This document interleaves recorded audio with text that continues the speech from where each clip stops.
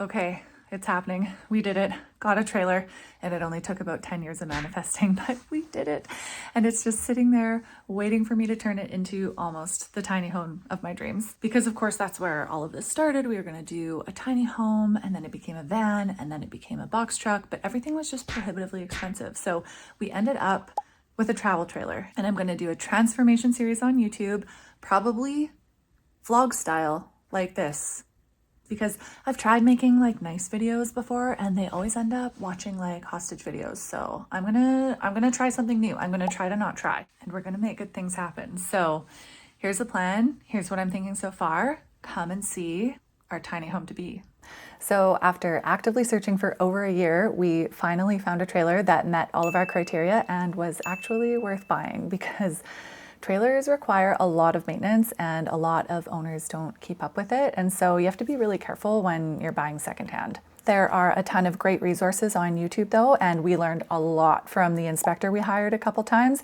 He's amazing. I'll drop his info down below. So besides the build quality and condition of the trailer, I was also looking for a really specific floor plan, because Jake and I will be living and working in it full time. So we needed a place to put a full-time ergonomic office. None of this like sit at the dinette on the laptop kind of thing. We need a real setup, real desks, all the bells and whistles. A walk-around bed. We did not want to have to be making and taking apart our bed every day. And also a dry bathroom with a second sink so that we didn't have to be using the main kitchen sink for brushing teeth and getting ready for bed. It's not that many things, but it was actually really hard to find all of these in one trailer. And we actually ended up hitting the jackpot on the very first trailer we saw. It was a 2017 Primetime Tracer Air, and it was so great. It was honestly almost everything we needed, but it was the very first trailer we'd seen, and we just didn't feel ready to pull the trigger right on the spot.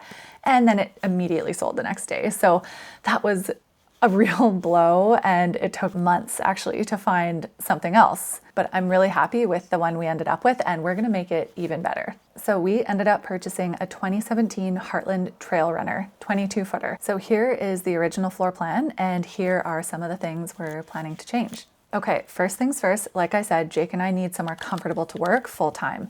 So the plan is to convert the bunkhouse into an office. I was hoping to keep the existing divider wall in place, but the space just wasn't quite big enough, so I have removed it, as you'll see in the next video that starts going into the demo. The next area of great importance is the sleeping/living space. To me, a place is just not a home without a couch, and so I want to somehow make the sleeping area easily convertible into a living area. Unfortunately, neither an elevator bed nor a wall bed will work because of the angled wall and the curved ceilings, but we're working on a custom solution. I've gone through a million ideas. We're probably going to go through a million more, but hopefully we can come up with something that's easy and lightweight and works.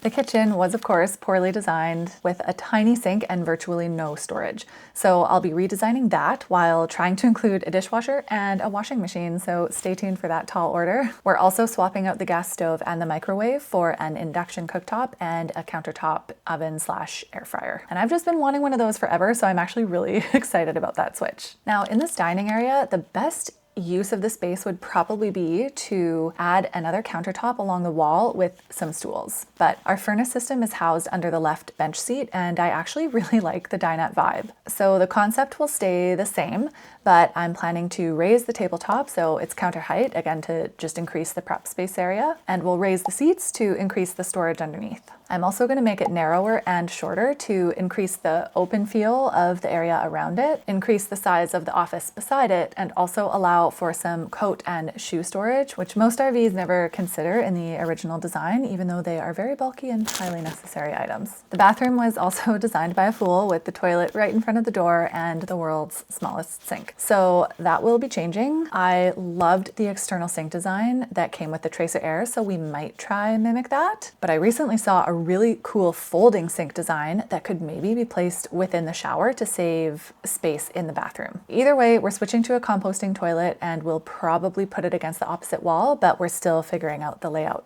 So that mostly covers the rough plan.